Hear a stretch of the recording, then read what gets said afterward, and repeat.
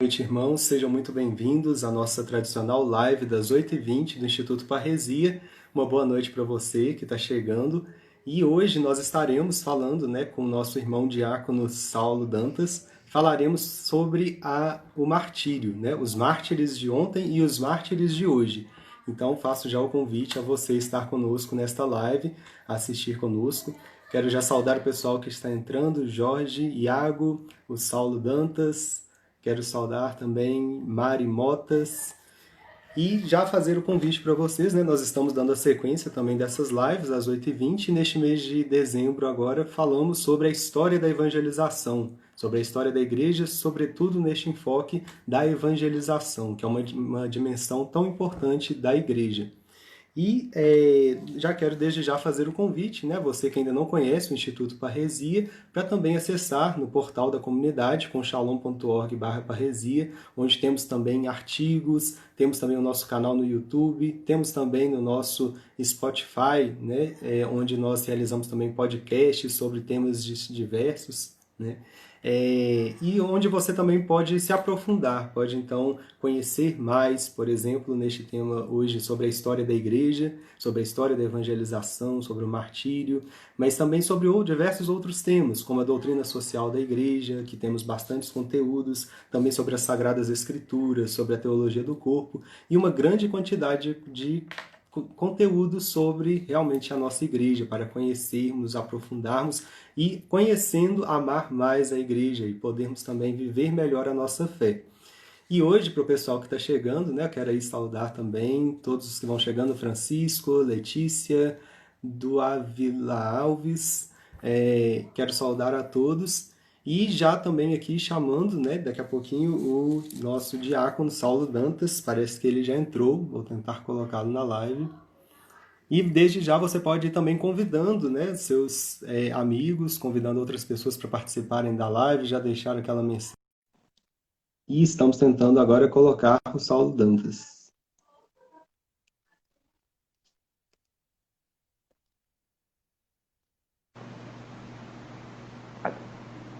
Ao contrário aqui. Opa! Bom, Saulo. E só a cadeira vazia. E aí, Igor, tudo bem? Tudo bem? Sua bênção, boa noite. Deus te abençoe, boa noite. Então, Um pouco pessoal, mais à fala, vontade aqui no hoje a final do gente vai... expediente. Como é que Mesmo é? já ordenado a paisana, digamos assim. Bem-vindo, bem-vindo. Hoje a gente estava apresentando ao pessoal, Nós estamos fazendo essas lives sobre a história da igreja e, sobretudo, sobre a história da evangelização, E como não falar da história da evangelização sem falar dos mártires, Falando dos mártires de ontem e dos mártires de hoje, E eu queria que você se apresentasse, Saulo? Acabou que eu nem falei também, o Saulo também é nosso assessor comunitário, Nosso irmão também da comunidade de vida, consagrado, de magistério na diaconia. Queria que você se apresentasse e também falasse já um pouquinho também, sobre qual a importância de falar sobre o martírio hoje, o que significa, a palavra martírio, quem são os mártires, Bem, boa noite. Para mim é uma grande alegria estar aqui. Queria dar boa noite também para o pessoal que estou vendo que já entrou. A Bel Shalom, Karina Giancotti. Não sei como é que pronuncia tão exatamente esse sobrenome dela, mas deve ser isso, tem cara de língua italiana. Bem, eu sou o Saulo Dantas, diácono Saulo Dantas, recém-ordenado, por isso às vezes eu esqueço do diácono. Eu fui ordenado agora no dia 8 de dezembro, dia da Imaculada Conceição. Como eu já disse, sou assistente comunitário da comunidade, uma nova assistência que foi fundada há pouco tempo atrás. Bem, e estou no caminho para o sacerdócio, Sou um diácono temporário. Com a graça de Deus, em dezembro do ano que vem, teremos mais 3 padres para a comunidade Shalom, Eu, o diácono Cássio, que foi ordenado comigo, e o diácono Adalto. Falando sobre o tema de hoje, é um tema assim que sempre me atraiu. Quando eu vou guardar o suspense aqui, certo? Não vou fazer um spoiler, mas é um tema assim que toca as raízes da minha experiência com Deus, do meu caminho vocacional. Quando for mais pro final da live, eu revelo o motivo, Mas a palavra mártir, é importante a gente saber desde o início aqui da nossa conversa, que é uma palavra fundamental no vocabulário cristão, digamos assim. Se a gente... Vocês não se assustem, tá? Eu vou falar um pouquinho de uma palavra grega aqui só, mas não é nada, não vai virar aula não, vocês não se preocupem não. A palavra mártir vem do grego mártires, né? Que quer dizer testemunho. É um testemunho, alguém que viu alguma coisa, alguém que esteve diante de um evento e pode atestar aquilo que ela viu, né? Não existe um testemunho não presente, né? É alguém que estava presente, algum fato importante, e pode dizer para outras pessoas que não viram aquilo que ela viu. E aí, eu escrevi um artigo há pouco tempo atrás sobre o assunto e lembrei, assim, rezando para preparar esse artigo, eu lembrei de um escritor que eu gosto muito, que é o Chesterton, que ele diz que, paradoxalmente, cada geração ela é convertida por aquele santo que entra mais em contradição com aquela geração. E isso não é nem uma escolha do povo, mas é uma intervenção divina, praticamente, porque é o remédio da misericórdia de Deus que chega através daquele santo. E esse escritor, ele dava, por exemplo, falava da Inglaterra, que era o país dele, né?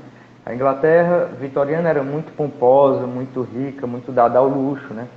E foi impressionante como naquela época, marcada por esse pecado, São Francisco foi o santo que mais despontou na Inglaterra. E o pessoal tinha assim, uma devoção imensa e muitos jovens eram atraídos pela vida e o testemunho de São Francisco. E aí eu, rezando e refletindo para escrever esse artigo, eu cheguei à seguinte conclusão, a minha conclusão é que os mártires serão como se fosse São Francisco para a Inglaterra vitoriana, serão aqueles testemunhos, aqueles santos que poderão falar especialmente para o coração do homem de hoje. Por quê? Por que me veio essa ideia? Porque, assim, a gente está usando aqui o Instagram, né? Graças a Deus a gente está usando as novas mídias, isso é maravilhoso.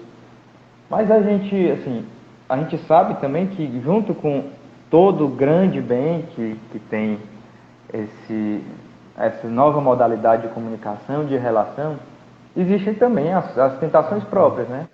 Que é, por exemplo, a gente se baseia muito em like, né? E aí a gente corre o risco de estar sempre buscando likes na nossa vida, sempre buscando aplausos, né?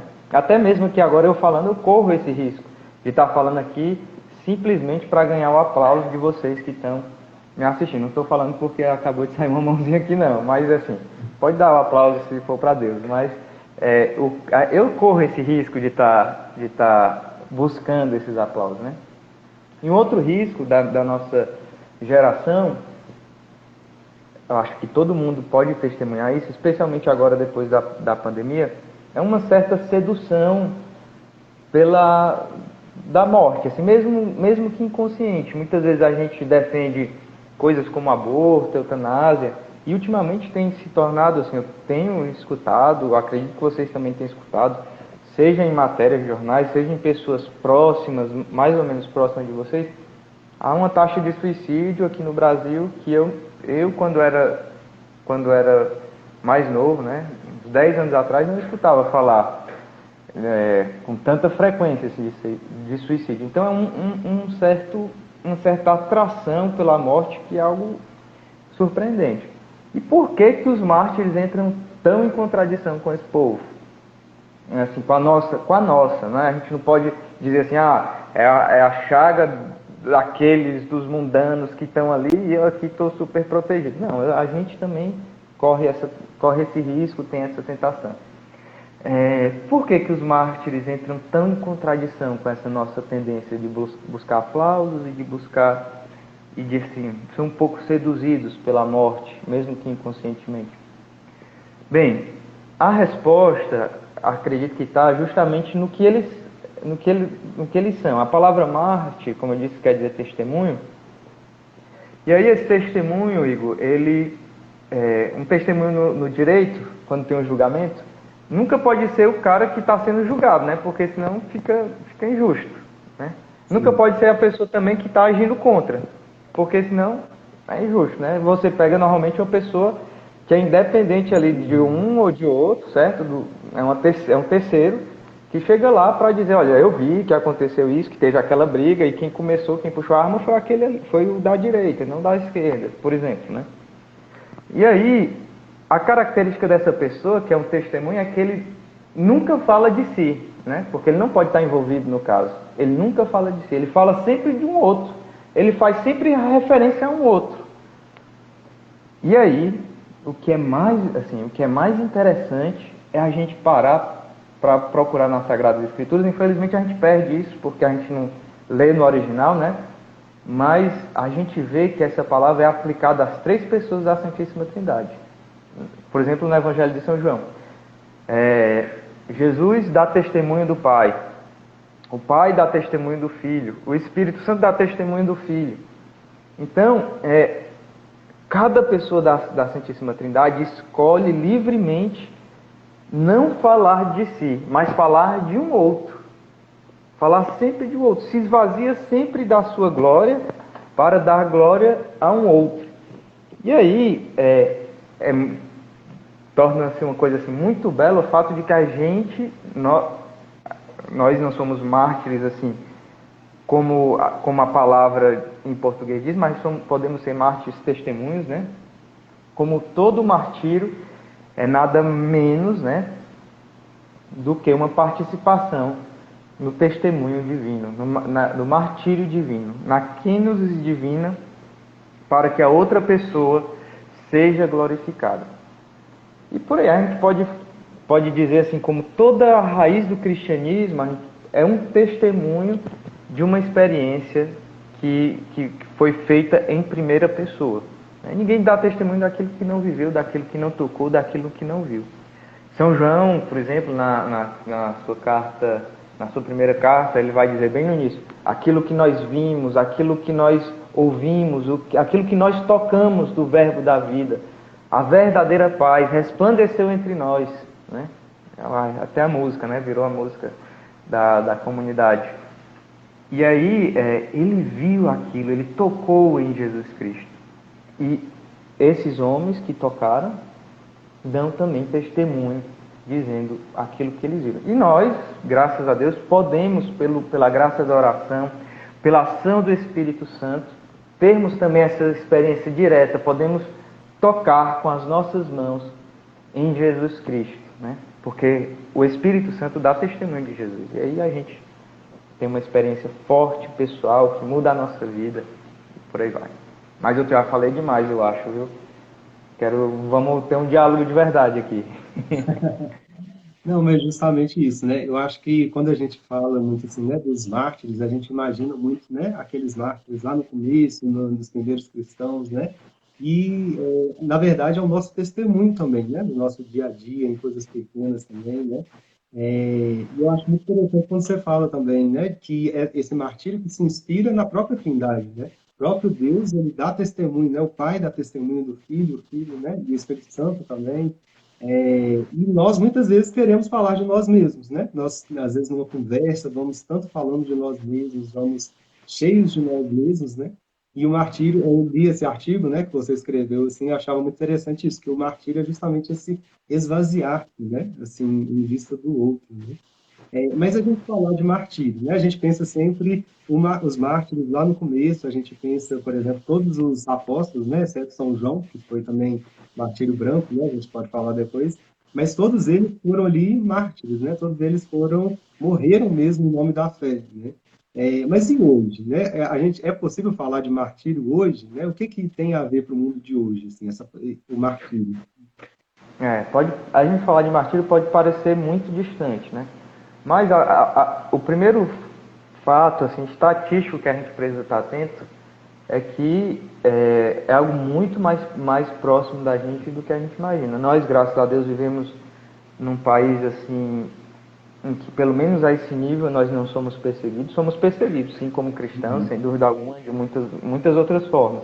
Eu acredito que tu, Igor, e quem está assistindo aqui se vive assim radicalmente a sua fé, foi de uma forma ou de outra perseguido. Mas não ao ponto do derramamento de sangue. Isso é bastante raro aqui no Brasil. Uhum. Mas para a gente pode ser surpreendente, mas para muitas pessoas não é, o fato de que o século XX, só o século XX, teve mais mártires do que toda a história. Então, um único século teve mais cristãos mortos por conta da sua fé do que a soma de 19 séculos. E isso é algo que a gente precisa estar atento e por quem nós devemos rezar. Nós devemos rezar muito pelos nossos irmãos cristãos perseguidos, para que Deus o sustente até o fim. Porque não, sem dúvida não é fácil derramar o sangue, não é fácil.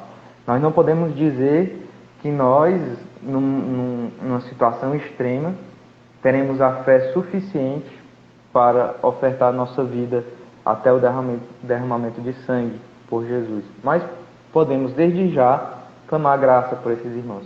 Mas falando assim de uma forma um pouco mais, aproximando ainda mais da gente, eu vou contar aqui um testemunho que o Igor inclusive já conhece, de uma vez que mais na frente ainda vocês vão entender, porque eu sempre tive esse fascínio pelo martírio.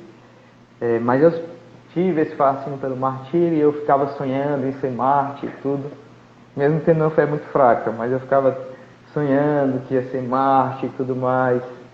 E um dia eu estava deitado, e confesso, já estava deitado para dormir e não tinha escovado os dentes ainda. Graças a Deus, estão bem bonzinhos. Hoje tive uma consulta com dentista, zero de cárie. Mas nesse dia eu disse, rapaz, eu já me deitei aqui, não vou me levantar para escovar esses dentes, eu vou ficar aqui deitado que é melhor. E de repente me veio um pensamento, que eu encarei esse pensamento como uma inspiração divina. Ele veio no meu coração o seguinte: para ser mártir é preciso primeiro escovar os dentes. O que tem a ver, né? Para ser mártir, para dar testemunho de Deus até o derramamento do sangue, nós precisamos zelar pela vontade de Deus nas pequenas coisas da nossa vida, né?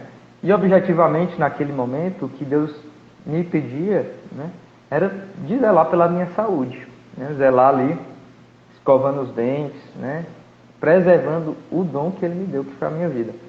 Inclusive, eu estou falando isso agora e estou pensando que eu preciso começar a fazer exercício físico.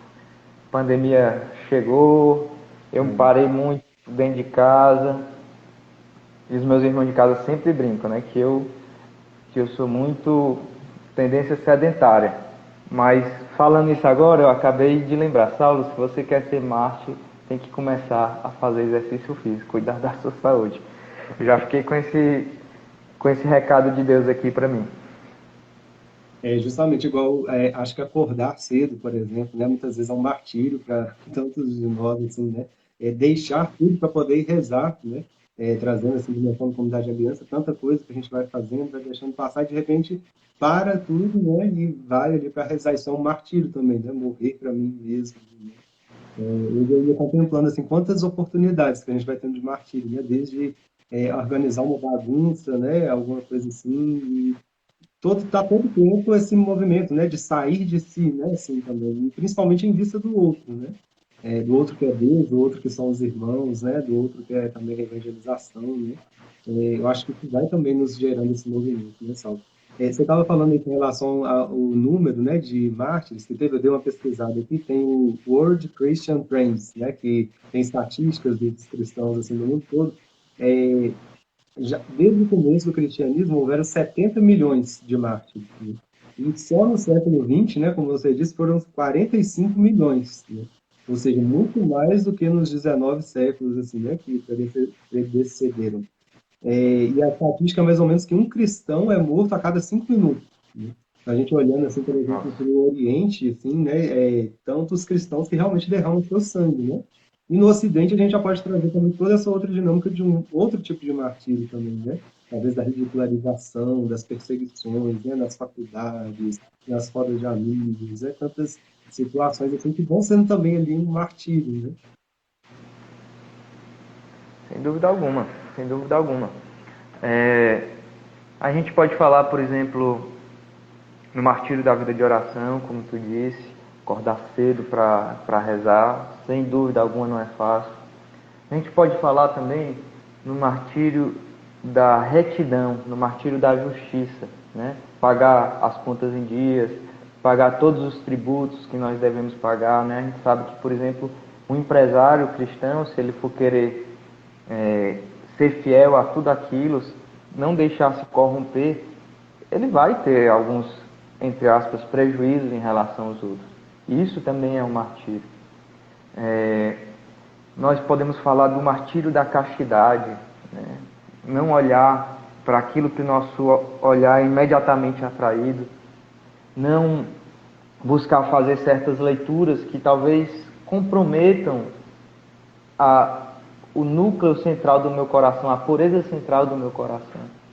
Podemos falar, por exemplo, de um martírio do silêncio, né?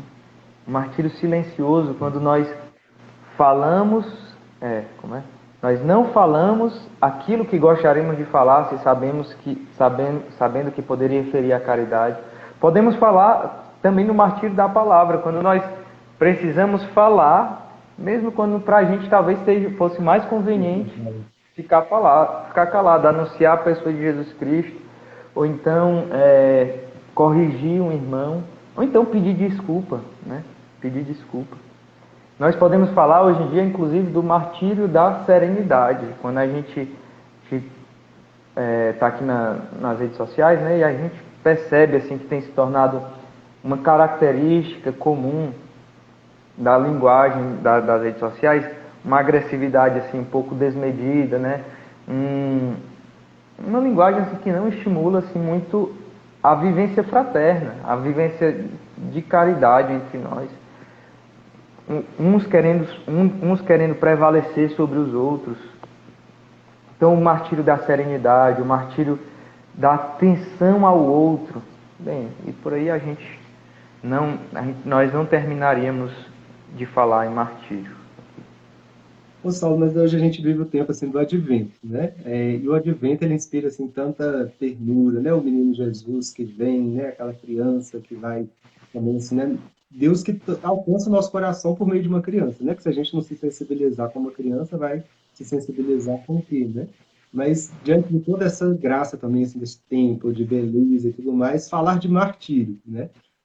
Não seria mais conveniente a gente falar, por exemplo, desse tema na Quaresma, por exemplo, né?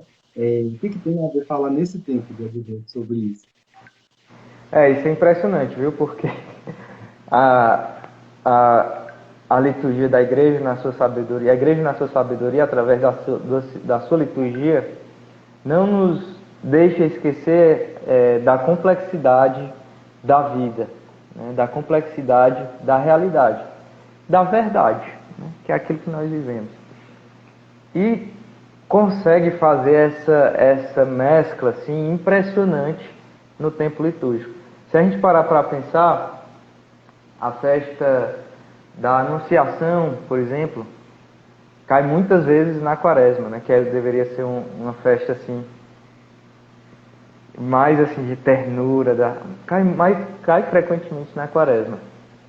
E se a gente para pensar, logo depois também do Natal é dia 25 de dezembro, está para celebrar o Natal. O dia seguinte, qual é? Dia 26, dia de Santo Estevão, do primeiro mártir. 2 dias depois, Santos Inocentes, o massacre de todas as crianças. A gente celebra o nascimento de uma criança, 2 dias depois a gente está celebrando, não a morte das crianças, mas o testemunho daquelas crianças em nome de Cristo. E aí a liturgia nos faz entrar nesse mistério do paradoxo, nos faz entrar nesse mistério do amor que ultrapassa, não contradiz a nossa razão, mas supera aquilo que nós podemos entender.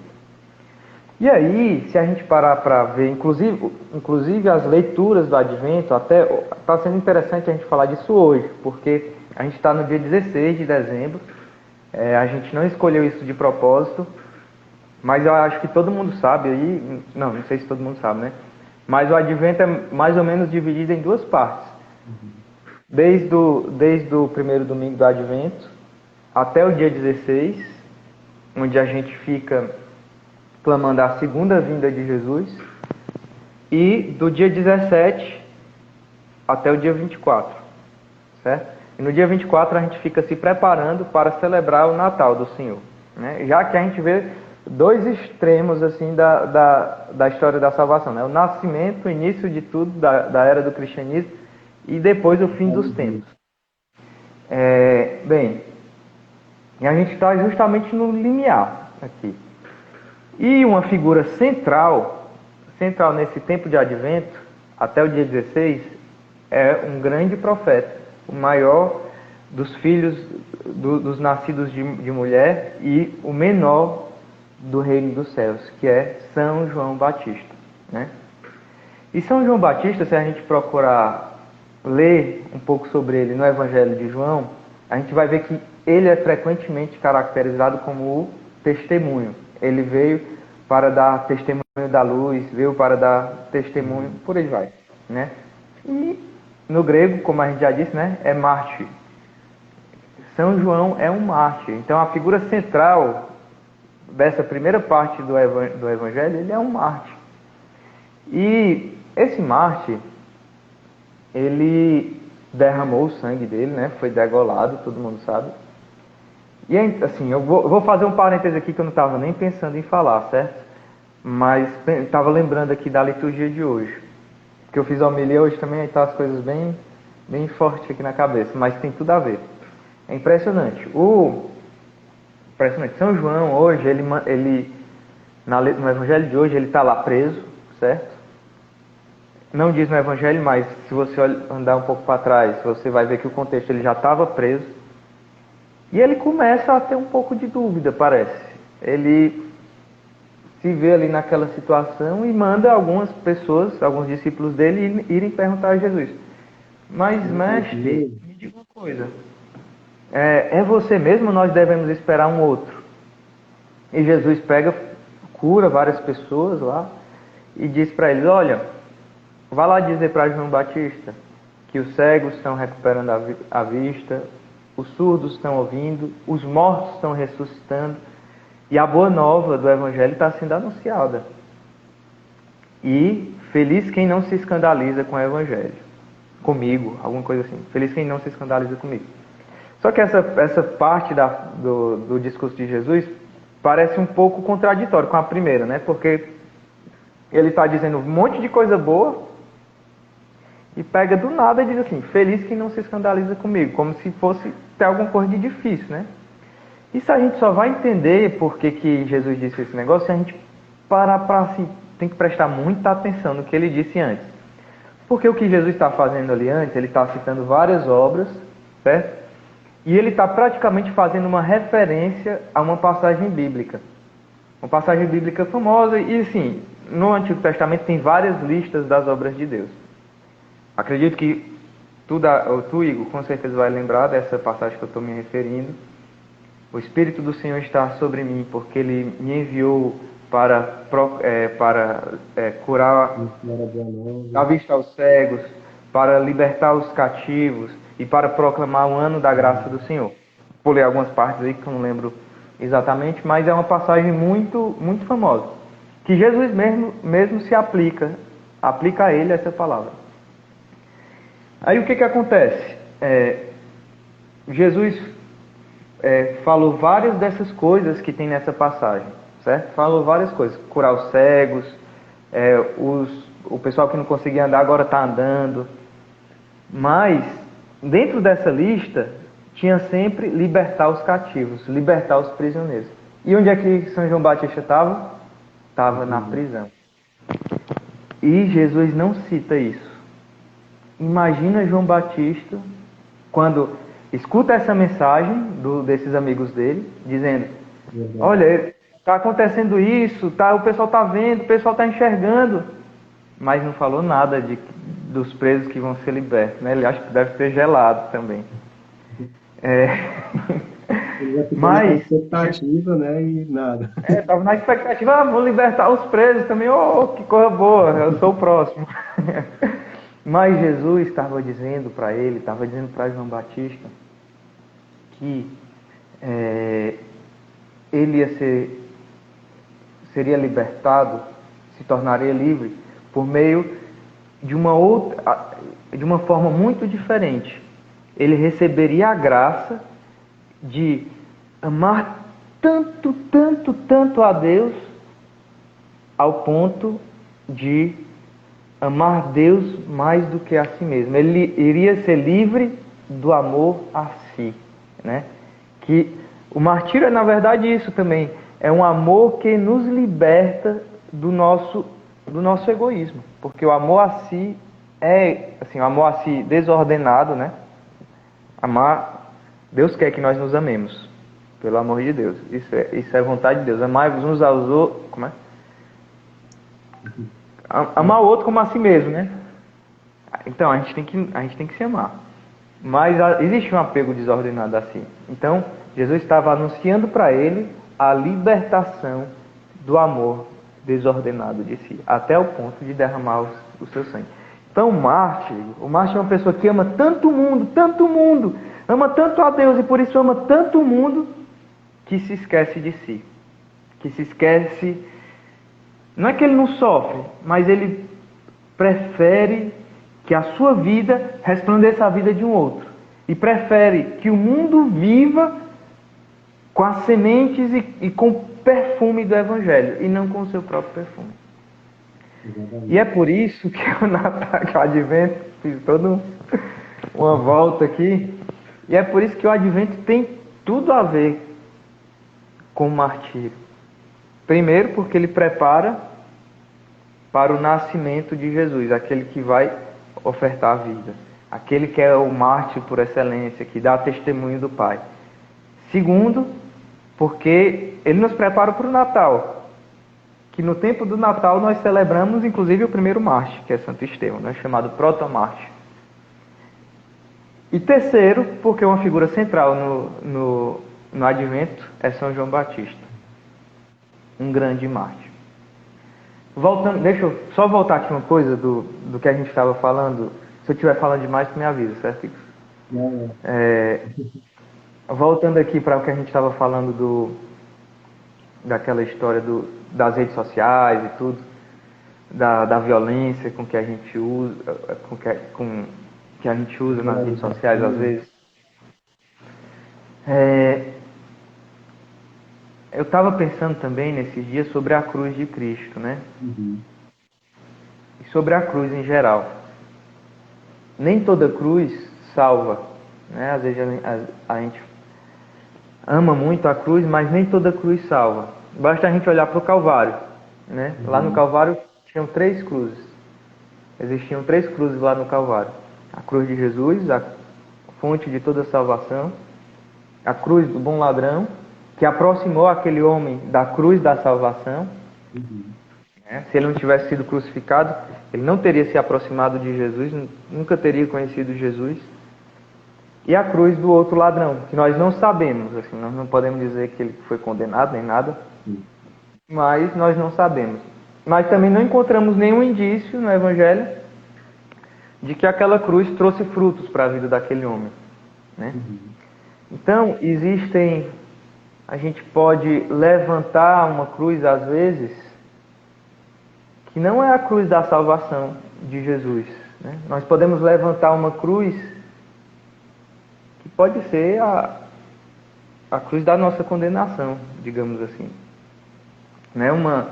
E para a gente ter um critério de discernimento sobre isso, eu acredito que um bom critério de discernimento é avaliar se a cruz que nós carregamos tem as características daquela coluna de fogo lá de quando o povo saiu do Egito. O povo saiu do Egito e tinha uma coluna de fogo, e para um lado ela era tenebrosa, né?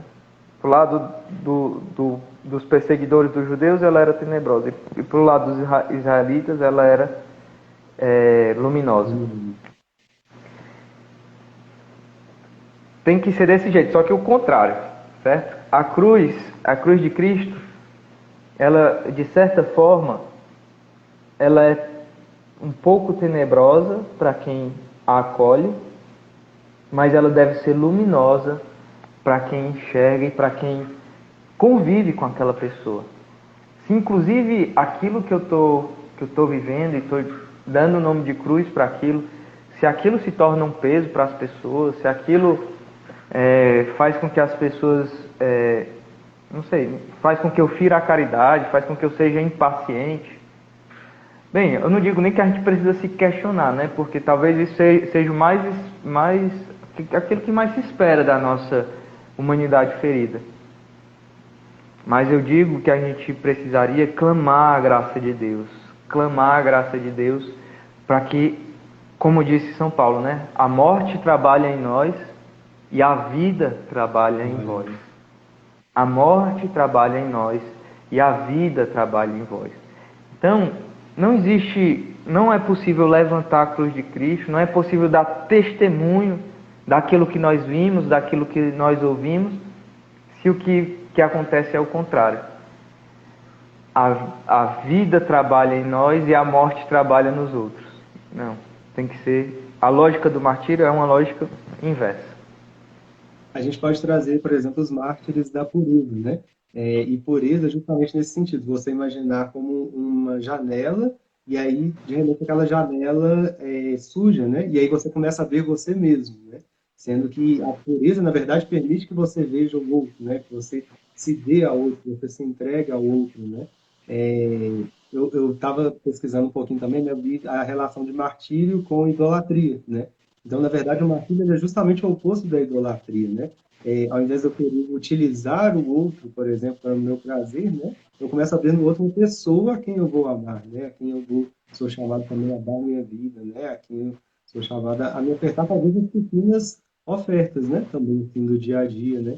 E aí trazendo também o martírio branco, né? Que muitas vezes a gente não vai, talvez, ser decapitado, né? Ou ser ali espartejado, ou, de tantas outras formas, né? Mas talvez o nosso martírio vai ser gota a gota, né? E aí eu lembro, né, assim, dos santos, nossos santos baluartes, né? Que viveram realmente esse martírio gota a gota e tiveram até duas coisas muito próprias, assim, né? Muito particulares. Por exemplo, São Francisco, né? Que trouxe em si as chagas, né? E Santa Teresa d'Ávila, né, com a sua transverberação, né, do anjo com a flecha, ali, né, uma experiência mística, mas que expressava justamente esse martírio que eles viviam, né, que ambos viviam assim, no dia a dia. Santa Teresa d'Ávila com as perseguições, por exemplo, né, fundando os mosteiros e tantas dificuldades. São Francisco, né, na vivência da pobreza e todas as perseguições também que ele viveu, né, até depois a própria ordem franciscana. E para a vocação Shalom, né? Qual que é a relação do martírio para a vocação Shalom, Paulo? Bem, é uma relação profunda, né? Tu já deu muitas dicas aí. Os nossos dois santos baluartes, São Francisco e Santa Teresa, foram santos que desejaram e almejaram a graça do martírio, né? Santa Teresa, conta-se que ela, ainda criança, fugiu de casa com o irmão porque queria ser mártir, né? Muito bonito, uma criancinha. Às vezes a gente fica imaginando os santos assim, muito distantes, mas uma criancinha assim, inocentemente, talvez se a gente visse hoje, a gente riria assim da criança, inocente. Mas não, aquela pequena coisa foi forjando aquela santa. Ela quis ser mártir desde o início. E São Francisco, já maduro, a gente sabe das excursões que ele fez, a Terra Santa e tudo mais, e que em um determinado momento ele visitou, foi a uma terra dominada pelos árabes, pelos muçulmanos, e na esperança, né, o principal objetivo dele era a evangelização. Mas conta-se que ele também tinha lá no fundo um desejozinho assim de ser martirizado. E Deus não permitiu a nenhum deles, assim, a providência de Deus não quis que nenhum deles derramasse o sangue em defesa da fé, né? Em defesa da fé. Isso é muito Porque São interessante, né, Francisco Paulo? Porque o derramou martírio literalmente ele o é sangue um dele. carisma, né? É um carisma, é um dom dado por Deus. Ninguém escolhe ser Marte.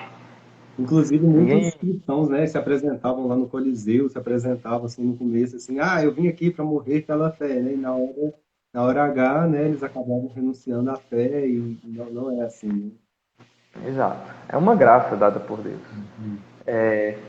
Em algum momento, em alguns momentos, é claro, pode, como toda graça que supõe a natureza, tem a colaboração da vontade do homem, né? Mas não deve ser de forma alguma assim, um troféu a ser conquistado. Uhum. É uma graça, uma inspiração divina que vem naquela hora ali e a pessoa vai e oferta tudo. E Deus não quis dar essa graça para São Francisco e Santa Teresa, quis dar outras, né? Mas deu graças assim, muito entre aspas, que eu não sei nem como é que eu posso medir isso, não tenho condição, mas a altura, vamos usar assim um vocabulário para entender, né? Graças à altura do martírio, né? Que foi São Francisco recebeu, como tu disse, os estigmas, então ele foi crucificado com Jesus, né? E assim, ele nem entre aspas, é o melhor, mas assim, o mais difícil, né? É que ele não morreu logo, ele ficou com aquilo ali durante dias e dias e dias e dias, sofrendo. Porque a gente olha assim, os estigmas e diz, oh maravilha, como eu queria ser estigmatizado. Mas aquilo ali dói de verdade, aquilo ali não é uma Então, tatuagemzinha ou então é, uma maquiagemzinha, não. Ali tá doendo, tá. A pessoa chora de dor por conta daquilo. E Santa Teresa teve a experiência da transverberação do coração, né? Teve o seu coração chagado como o coração de Cristo que foi traspassado na cruz. Então são dois santos que são especialmente unidos à cruz. E assim, tu falou de martírio branco, de martírio na vida, e eu lembrei de uma frase que é emblemática de Santa Teresa Benedita da Cruz, né? É, Edith Stein, famosa, conhecida como Edith Stein, né, o seu nome secular, ela dizia com frequência que é mais fácil você se deixar pregar com Cristo na cruz do que se tornar como uma criancinha balbuciante, né? uhum. Muitas vezes ser pequeno, ser pobre, fazer-se como o menino Jesus, uma criancinha balbuciante, é muito mais difícil do que deixar-se pregar com Jesus, né? E a gente fica imaginando também a grandeza da kenosis divina aqui. A palavra de Deus, o verbo divino, Jesus nosso Senhor, se fez uma criança que não sabia falar. Ele é a palavra e não sabia falar. Meu Deus do céu. É muito amor. É muito amor. É É muito amor. A justamente esse gente não martírio consegue da nem entender. humildade, né, Paulo? O Como martírio da é? humildade, o martírio da humildade, o martírio do Martírio silêncio, da né? humildade. Tem uma irmã assim, que eu conheço que ela inspira, aquela pessoa que você olha que inspira a santidade mesmo, assim, né? Mas ela vive aquele silêncio, aquela humildade, aquele escondimento, que é algo que mexe com a gente, né? Porque a gente não quer ser assim, a gente não quer, a gente anseia, mas ao mesmo tempo dói na nossa carne, né? Vai rezar aquela ladainha da humildade, né? Ai, ai. Ainda bem que é dai-me a graça de desejá-lo, né? Porque a gente não quer, né? Tem que se fazer pequeno, né? Pois é, a primeira vez que eu rezei essa ladainha da humildade, eu confesso que eu tive. Quase que eu não conseguia terminar. É muito forte, cara. Se a gente parar para pensar no que a gente está pedindo, assim, só um coração tocado pela graça pode rezar aquilo ali com verdade. Porque a natureza humana ferida pelo pecado é incapaz de desejar uma coisa daquela ali. Mas, conhecendo o dom da união com Jesus, aí tudo se torna assim pequeno. Porque tudo é pequeno para quem ama. Né? Para quem ama, tudo é pequeno. Uma vez eu estava pensando nem em falar isso, mas é algo que eu achei muito interessante. Eu sempre conto essa história. Uma vez eu estava assistindo um jornal e eu vi uma reportagem de um japonês. As coisas, os orientais são craques nessas coisas assim megalomaníacas, né? Um japonês queria pedir a namorada dele em casamento O que foi que ele fez? Ele comprou um GPS especial lá. Na época, acho que nem existe mais GPS separado, né? Sempre é no smartphone, mas na época tinha. E esse GPS que ele comprou tinha a característica especial de marcar o caminho que ele fazia. Por onde ele andava, marcava assim a rota, né? Como hoje qualquer coisa o Google Maps ou o Waze faz isso, né? A rota que você fez. E aí, cara, ele andou o Japão todinho, a ilha, aquela ilha maior, principal, escrevendo Marry Me, que é casa comigo em inglês, né? Para pedir a mulher, a namorada dele em casamento. E aí depois mandou para ela a imagem do percurso que ele fez para pedir para ela se casar. E eu não consegui imaginar esse cara todo dia acordando e pensando, meu Deus do céu, que mulher difícil, que mulher, tô ficando dando tudo isso, tô cheio de calo aqui no pé por causa dessa mulher. Eu, ao contrário, imagino um cara, talvez, sofrendo em alguns momentos, cansado, imaginando, essa mulher tão vale tanto que isso aqui que eu estou fazendo é pouco, né? Eu imagino, assim, uma pessoa que foi capaz de fazer uma loucura dessa, né? Porque a gente olhando assim é uma loucura. Mas o amor deixa a gente louco mesmo. Martírio não dá para dizer que o martírio não é uma loucura, porque é uma loucura. E não dá para dizer que existe uma outra motivação que justifique essa loucura que não seja o amor, né? Como diria o Blaise Pascal, né, o amor tem razões, o coração tem razões que a própria razão desconhece, né? Então, martírio, só o amor pode entender alguém que dá a vida por outro. É verdade. E eu acho que né, nesse tempo de advento, né, a gente fez até algumas lives aqui, né, falando sobre essa dimensão do advento, e é muito interessante porque sempre remetia à cruz, né, e aquele menino que ele nasce também, né, para viver, para nos salvar, né, para poder ver a sua paixão, sua morte, sua ressurreição, né, e isso também nos inspira, né, igual a própria gestação, né, a gestação, a mulher passa pelas dores, a mulher passa ali também pelos enjoos, ela tem depois as próprias dores do parto, mas quando vem a criança nem se compara, né? A alegria com aquilo que passou, assim, né?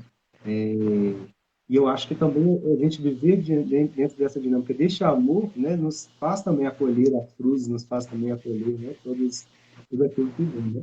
Ô, Saulo, mas também eu queria saber de você, né? Qual experiência que você tem com algum mártir específico, assim, né? Algum santo mártir que já Eu falei no revelou início aí. da live, né? É o seguinte, como todo mundo sabe, meu nome é... Todo mundo não, mas quem estava aqui desde o início da live sabe que meu nome é Saulo, Diácono Saulo. E eu tive a graça de ter a minha primeira forte experiência, assim, consciente com Deus, né? Porque eu digo o seguinte, eu acredito no seguinte, que a gente tem experiência com Deus desde o momento que a gente foi concebido. A gente foi concebido ali, a gente já está tendo automaticamente uma experiência com Deus. Só que a gente não é consciente. Momentos de alegria, momentos de consolação, que a graça de Deus vai nos dando sem que nem mesmo a gente perceba. E não deixa de ser experiência com Deus. Mas enfim, parênteses fechado. Tive a minha primeira grande experiência consciente com Deus quando eu tinha 14 anos, no dia 26 de dezembro de 2001, né? Quase 20 anos atrás. Foi a minha primeira grande experiência com Deus. E foi impressionante. Foi numa casa de praia. Foi numa situação assim super atípica. Estava de férias, numa casa de praia. E voltando para casa, assim, já muito tarde. 11 e pouco da noite. Muito tarde, para hoje nem é mais muito tarde, né? Para quando eu tinha 14 anos era muito tarde. 11 e pouco da noite. Eu estava lá naquele local, belíssimo. E voltando eu lembrei de várias coisas boas da minha vida. Várias coisas boas. Só coisas naturais, que eram aquelas coisas que Deus tinha para me lembrar naquele momento. E sem saber o que eu estava falando, sem saber, assim, sem ter a menor noção, eu abri meus braços, olhei para o céu, e disse o seguinte: Senhor, se tu me deu tudo isso, o mínimo que eu posso te dar é a minha vida. Fechei os meus braços e voltei para casa. Foi essa a experiência. Assim, durou 2, 3 segundos. E depois, assim, não, claro que eu não fui atrás de ver que dia era aquele. Depois 5 anos depois, exatamente, eu voltei no mesmo local e fiquei lembrando muito do dia. Eu sabia, a única coisa que eu sabia é que tinha sido a última quarta-feira do mês. Do mês e do ano, né? A última quarta-feira do ano. 5 anos depois, eu estava lá no dia de Santo Estevão e comecei a lembrar da data. E me deu uma curiosidade, fui olhar que dia tinha sido a última quarta-feira do ano de 2001. E quando eu vi, estava completando justamente 5 anos daquela data, né? E eu encarei ali a providência de Deus, de eu ter tido uma experiência naquele dia. Eu fiz logo o paralelo com a vida de São Paulo. Porque lá nos Atos dos Apóstolos, o martírio de Santo Estevão, narra todo o martírio dele. Ele é apedrejado, morre. É muito interessante, viu? Que ele é apedrejado e ele é martirizado rezando.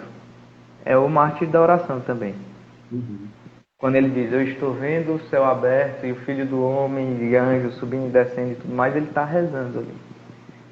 E em oração, o pessoal em oração, não, ele em oração, estando ele em oração, o pessoal fica indignado e lança as pedras nele. E tem um detalhe que no final diz assim: e pegaram as roupas de Estevão e colocaram aos pés de um jovem chamado Saulo, que é o meu nome. Então, eu ter tido a graça de, no dia de Santo Estevão, o primeiro mártir da igreja, o mártir da oração, ter tido a minha primeira experiência com Deus, vi que aquela experiência forte que mudou a minha vida, que me fez entrar na comunidade de vida, que me fez caminhar para o sacerdócio, ser ordenado diácono, se Deus quiser no ano que vem ser ordenado padre, é fruto do sangue de um mártir e da sua intercessão. Como também como também a conversão de São Paulo. Com certeza aquele jovem chamado Saulo, que estava ali, tremeu, né? Não sei, acredito que não é uma expressão nacional, mas vou dizer, tremeu nas bases, aqui no Ceará diz. Aquele jovem ali tremeu nas bases, ele estremeceu por dentro e diante de tamanho testemunho. E logo na sequência, impressionantemente também, né? Um pouco meio que sozinho, ele estava viajando, não teve ninguém que parou e rezou por ele. Na experiência do caminho na estrada de Damasco, teve uma experiência decisiva com Jesus ressuscitado. E como é forte, assim, né? Realmente, assim, o testemunho, ele alcança realmente, assim, né? Você vendo, por exemplo, os mártires, assim, sendo lançados no Coliseu, né? Por exemplo, lá para ser comida das feras, e de repente eles não brigavam com as feras, eles davam as mãos ali, começavam, né, a louvar, e os romanos ficavam assim, né? O que está acontecendo aqui, né?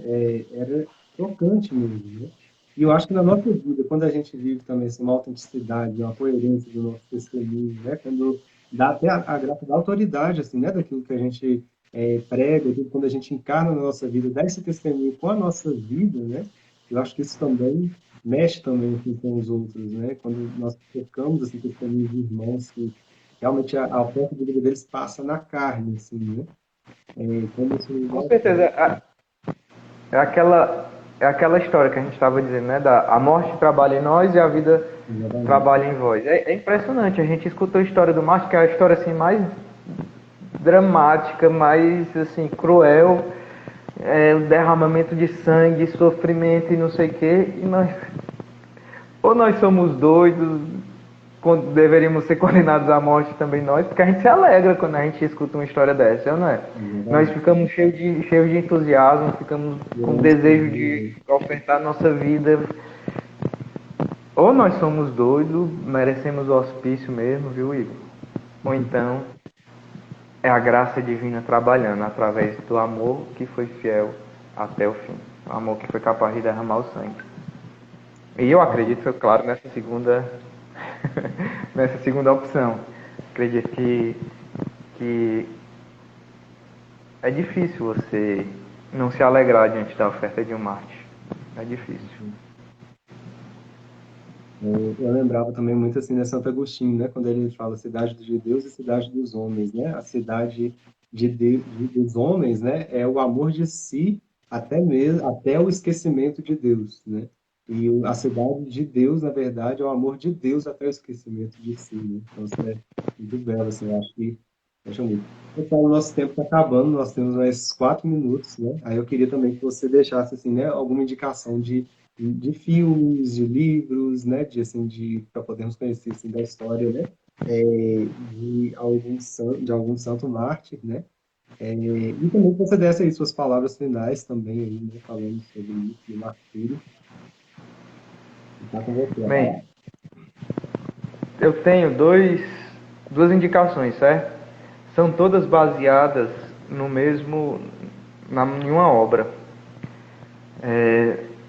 São, o primeiro é um livro muito bom, são um dos melhores livros que eu já li na vida.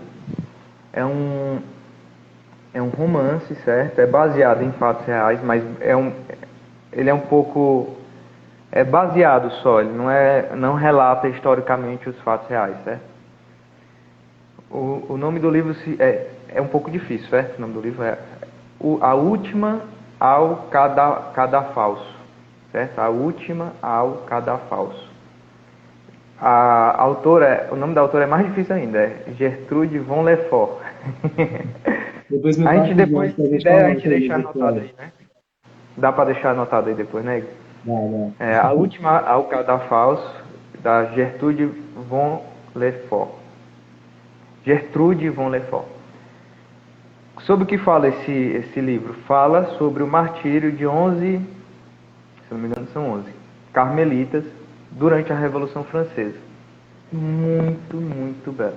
É difícil falar aqui sem dar spoiler, porque